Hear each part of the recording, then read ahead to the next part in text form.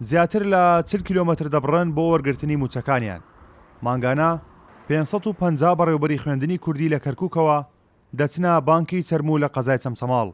نزیکەی 5 ساڵە ئەم ڕێگایە بووە بە ڕێگای هاتوچۆی وەرگرتنی موچەی مامۆستایانی خوێندنی کوردی کەرکووک. لەو ماوەیەدا بەدەیان داواکاری و هەوڵ هەبووە بۆ گەڕانەوەی موچەی مامۆستایان و دابەشکردنی لە پارێزگای کەرکووک، بەڵام بێ ئەنجام بوون. ئێمە وەکو یەکێتی مامۆستایان داواکەین دووبارەشی ئەکەینەوە کە موچەکانمان بگازێتەوە بۆ شاری کەرکووک. لە ڕابردوودا مامۆستا کۆمەڵێک مامۆستامان هەبوو، مامۆستایانی خورمات و لە بەرواری نۆی دەی 2010 سەرجەم موچەکانیان دزرا. لێرەوە سوپاسی بەڕێز کاک پاوڵەکەین کە هەستا بە دابینکردنی ئەو موچەیە. ئێمە بایۆمەتریمان هەیە. بەڕاستی حکوومەت یعنی چەندین مانگ هەموو دەستگاکانی مەشغوڵ کرد بەوەی کەوا بایۆمەتری دروستکات تا ئێساکە تەفعیل نەکراوە لە ڕێی کیکاردی یا ماسەرکار بێ بتوانێت ئەو موچانە دابشکات.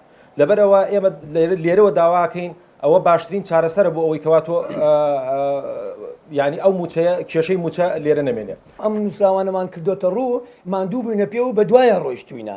ئەمە دوای ئەوەی کەوا بەڕێوەبەراتی خوێندنی کوردی لە شاری کەرکووک ڕەزامەندی داوە هەماهەنگی کردووە لەگەڵ یەکەی سەرپەرشتیاری کتابمان کردووە لە سکرتاریەتەوە بۆ وزارەت کتابی کردووە بۆ تەربیەی کەرکووک خوێندنی کوردی وەڵامیان داوەتەوە وتیانە ئێمە هیچ لاریمان نییە بەمەرجێک بانقێکی بڕوا پێکرا و بدۆزنەوە بۆ ئەوەی کە ئەو پارەیە تەحویل بکرێت بۆ بتوانن تەوزیعی شکەن و تێچووی ئەو گواستنەوەی ئەو پارەیە بکرێتە سەر ئەستۆ یاریمی کوردستان. بەڕاستی ئەم ئیشی ئێمە ئستەمانەوەی لە وزارەتی داراییە.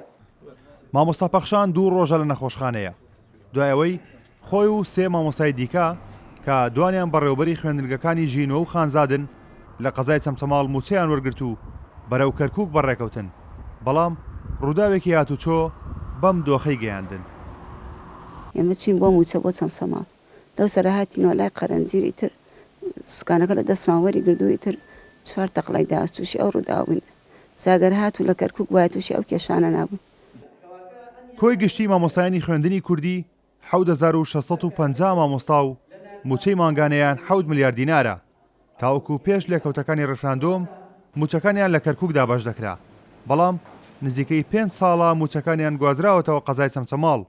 لە دوای نووسراودا وەزارەتی پەروەردەی حکوومەتی هەرێم داوای لە وەزارەتی دارایی کردووە موچەی مامۆستایانی خوێندنی کوردی بۆ کەرکووک بگوازێتەوە، بەڵام وەزارەتی دارایی بەهۆی نەبوونی هیچ بانکێکی سەر بە هەرێم لە پارێزگای کەرکووک داواکەی وەزارەتی پەروەردەی ڕەت کردوێتەوە.